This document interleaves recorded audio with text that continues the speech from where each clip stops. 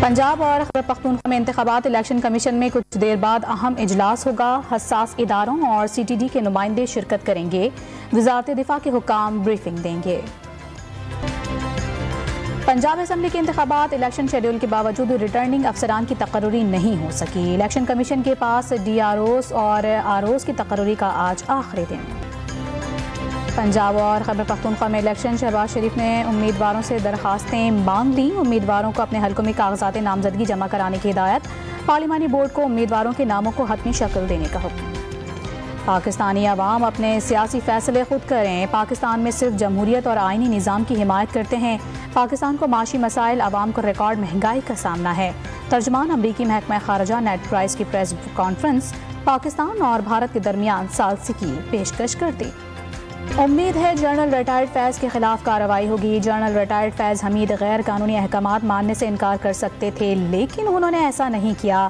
وزیر دفاع خواجہ آصف کی گفتگو۔ نواز شریف کی سزا پر سابق چیف جسٹس ثاقب نثار نے معافی مانگی۔ مریم نواز کا دعویٰ قید کے دوران وفد لیگی قائد سے ملنے کوٹ لکھپت جیل آیا۔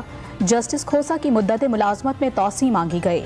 نواز شریف جسٹس کھوسہ کو توسیع دیتے تو آج justice Umar Ata Bandial chief justice نہ ہوتے۔ ڈان نیوز کے اینکر پرسن عادل شاہ زیب کو خصوصی انٹرویو میں نون لیگ کی چیف آرگنائزر کے بڑے انکشافات، جنرل ریٹائرڈ فیض حمید کا اقبالی بیان آنے کا بھی دعویٰ، اداروں سے نوٹس لینے کا مطالبہ۔ عمران خان کی گرفتاری کے لیے 3 افسران پر مشتمل کوئٹہ پولیس کی ٹیم آج لاہور پہنچے گی۔ تحریک انصاف کی سربراہ کے خلاف اداروں کے خلاف ہرزہ سرائی کا مقدمہ شہری نے کوئٹہ کے بجلی روڈ تھانے میں درج کروایا تھا۔ کوئٹہ کے جوڈیشل میجسٹریٹ اول نے ناقابل ضمانت وارنٹ گرفتاری جاری کیے تھے۔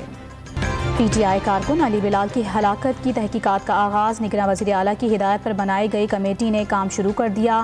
عیدی رضاکاروں اور اسپتال کے عملے کے بیانات ریکارڈ کر لیے۔ اور شی جن پنگ تیسری مدت کے لیے چین کے صدر منتخب۔ شی جن پنگ مزید آئندہ 5 سال تک چین پر حکمرانی کریں گے۔ گزشتہ سال اکتوبر میں صدر کے لیے نامزد کیا گیا تھا۔